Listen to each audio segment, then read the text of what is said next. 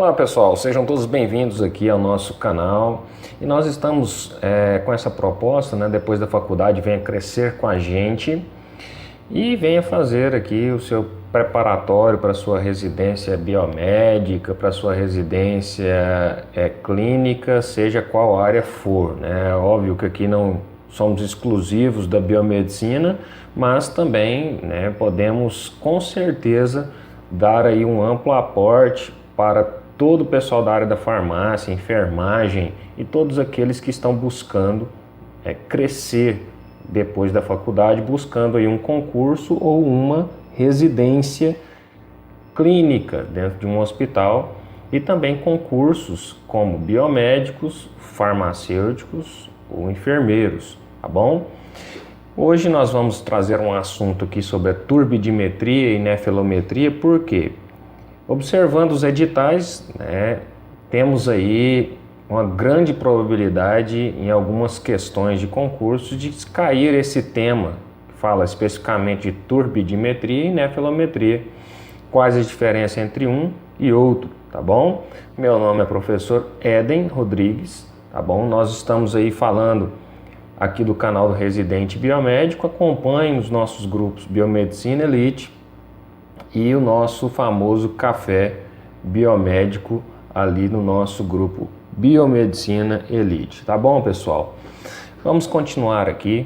A diferença então entre turbidimetria e nefelometria. Pessoal, a turbidimetria e a nefelometria são métodos analíticos inversos, mas que juntos eles podem ser utilizados com ganho, tá bom? Muito importante na sensibilidade. Dependendo da concentração e da turbidez da amostra, parte da luz é incidida e parte da luz é dispersada. Então, a turbidimetria vai mensurar a luz incidida na métrica ou na mensuração do equipamento e a nefelometria vai captar essa luz, essa incidência de luz dispersada na amostra, ok? Turbidez e concentração. A redução da transparência de uma amostra devido à presença de partículas em suspensão que inferem a passagem de luz pelo fluido, nós determinamos como turbidez, tá bom?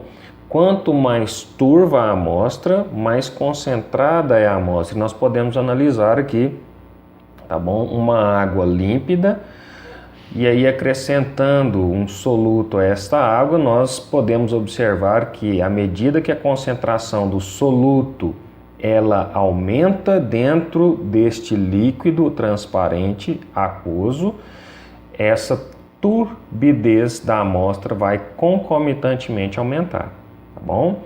E a turvação, ela sai de uma transparência, que seria o zero turvo, ou seja, a amostra estaria límpida, tá bom? Para uma amostra muito turva, ok?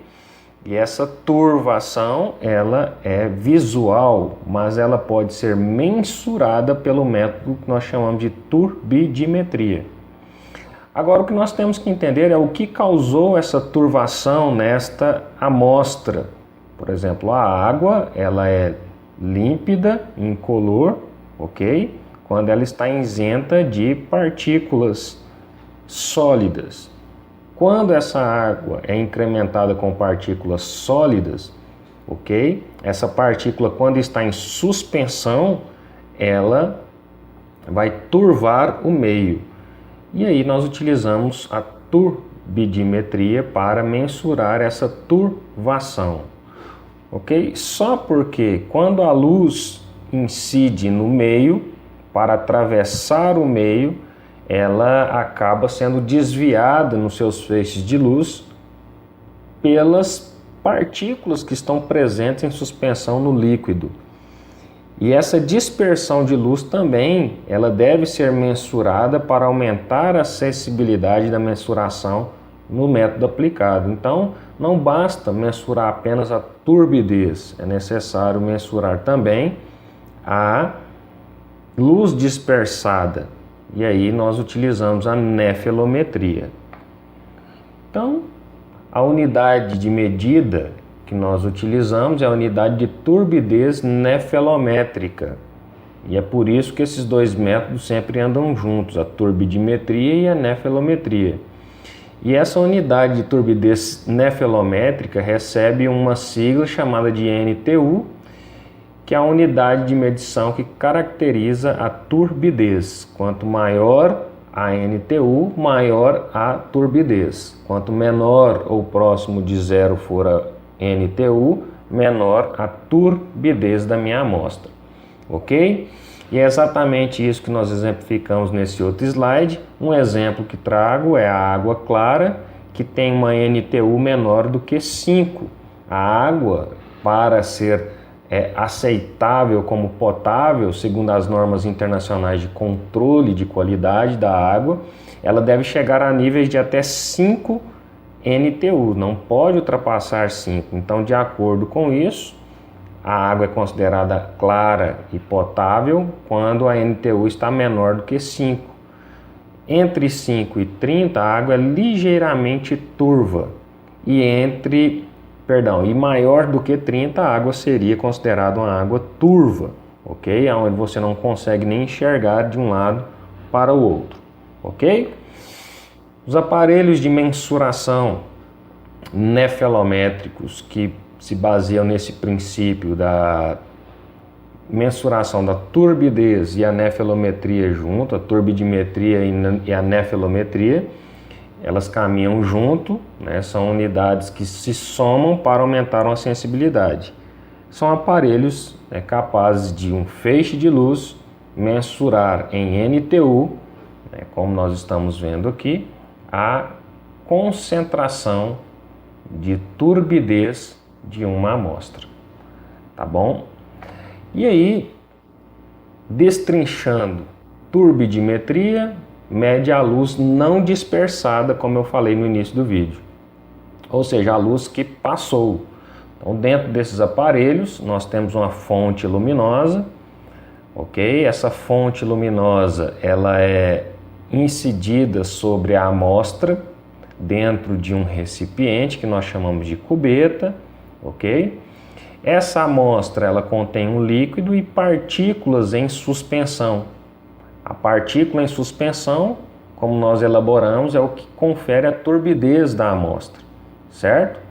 E essa partícula em suspensão, ela pode ser uma proteína, ela pode ser um sedimento de rocha, como a areia, por exemplo.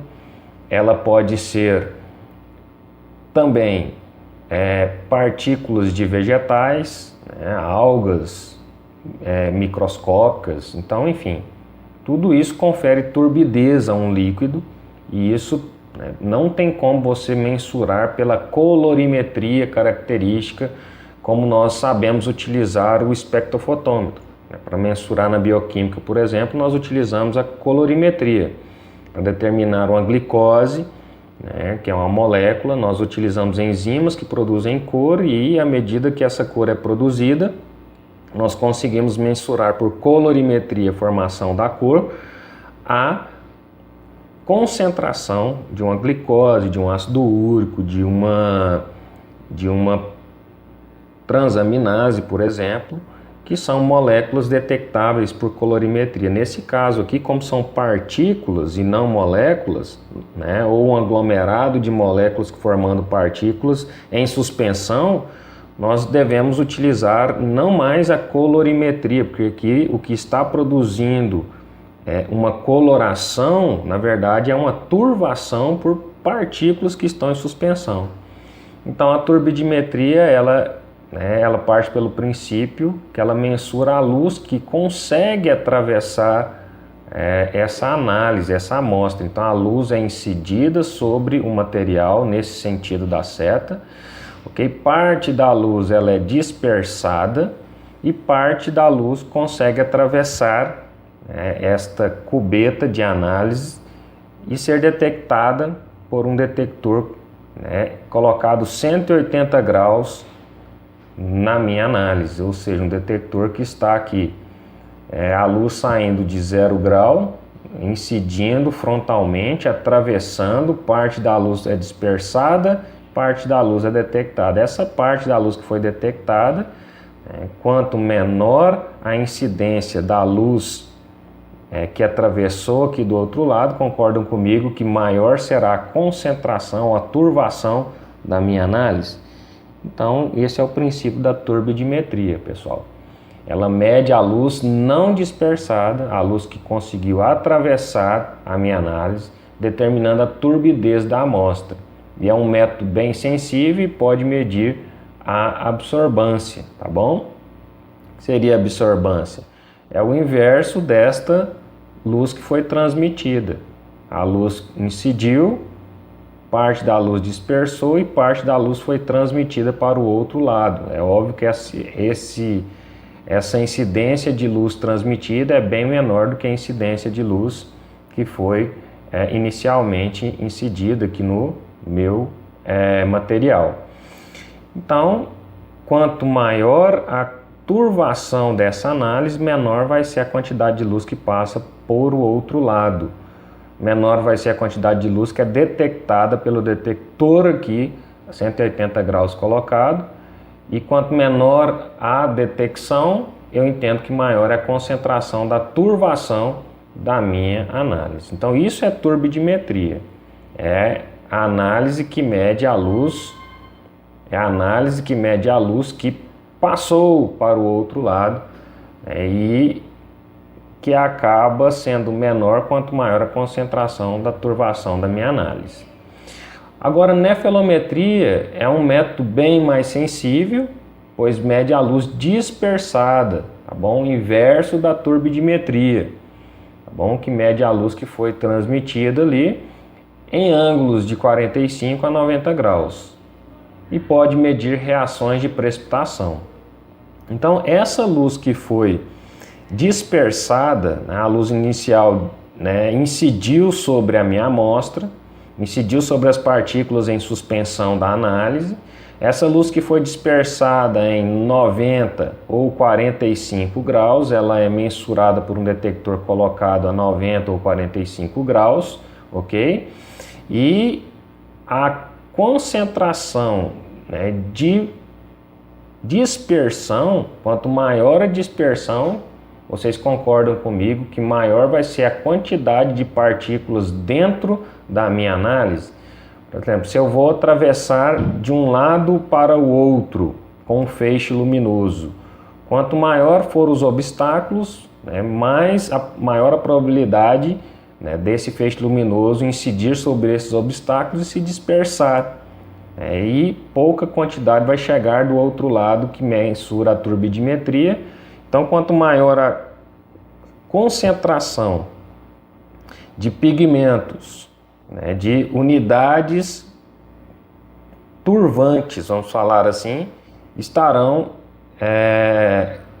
em maior probabilidade de dispersão, devido à incidência do raio, né, feixe luminoso, sobre as partículas em suspensão. Então, quanto maior a concentração de partículas, maior a dispersão. Quanto menor a concentração de partículas, menor a dispersão. Isso é nefelometria. Então, em resumo, turbidimetria é a análise da luz que atravessa a minha amostra, ok?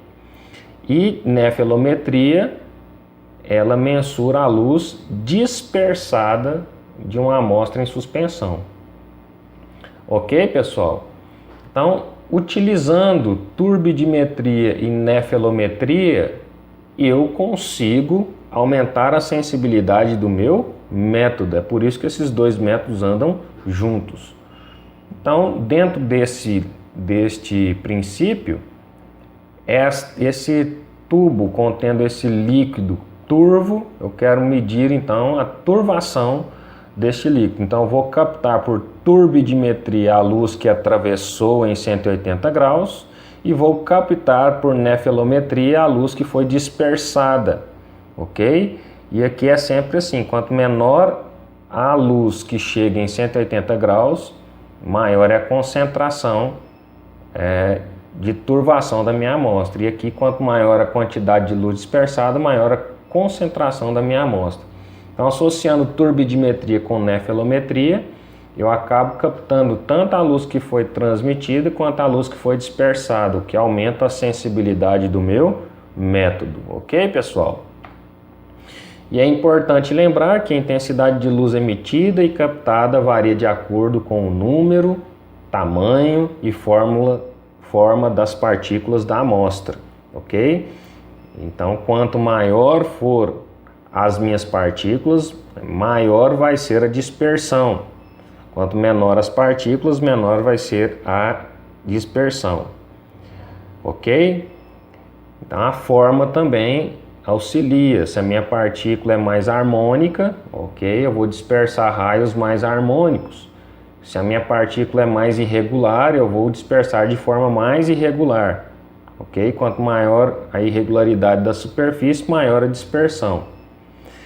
E é utilizada uma solução padrão de forma azida para zerar o aparelho, que gera a curva de calibração. Então, em alguma questão de concurso, qual é a solução padrão para se zerar um aparelho em ou um nefelômetro ou um turbidímetro para se gerar então uma curva de calibração? É a solução de forma azida, ok? Aonde eu tenho um líquido transparente, que seria o zero, ok? Ou seja, a ausência de partículas nesse líquido. E à medida que eu vou acrescentando partículas de forma azida, eu vou turvando, né, o líquido, quanto maior a concentração de forma azida. E aí eu vou gerando um perfil de calibração e padronização da minha análise dentro do aparelho, dando a ele parâmetros para mensurar qualquer coisa que tenha partículas em suspensão. Então, na curva de calibração é necessário que o aparelho seja calibrado e preparado antes de ser utilizado para que não ocorra erros analíticos, né? Isso é um princípio clássico das análises clínicas, ninguém utiliza espectrofotometria, seja para colorimetria, turbidimetria ou nefelometria, sem antes calibrar e padronizar a sua análise, a sua automação. E as curvas oferecem valores de referência, falta um acento aqui, né? Me perdoem por isso, para serem analisados e comparados, ok?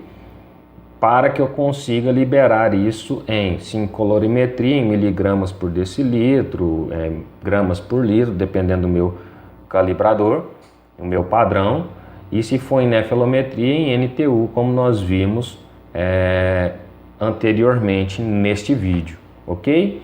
E as aplicações? Quais são as aplicações da turbidimetria e da nefelometria em conjunto? Ok? Análises ambientais, estudo da água, por exemplo, a turbidez da água, ok? Estudo dos solos, da erosão, da poluição. Análises químicas de amostras gasosas, líquidas, faltou um acento aqui de novo, e sólidas, ok? E dosagens de proteínas e fluidos. No nosso caso da bioquímica, né, do líquor cefalorraquidiano, ok? Nós conseguimos mensurar ele muito bem por nefelometria, proteína C reativa por turbidimetria e nefelometria, imunoglobulinas do tipo IgA, IgG, IgM, ok? Nós sabemos que as imunoglobulinas aí fazem parte das proteínas que compõem o plasma sanguíneo, e nós podemos mensurar ela através de nefelometria e turbidimetria. E as apolipoproteínas que nos auxiliam aí no diagnóstico do perfil lipídico ou do lipidograma associado a um risco cardíaco, ok? E as reações de aglutinação que formam precipitado, como as reações do complemento. Então, eu consigo dosar também proteínas do complemento. Então, essas são as aplicações, ok?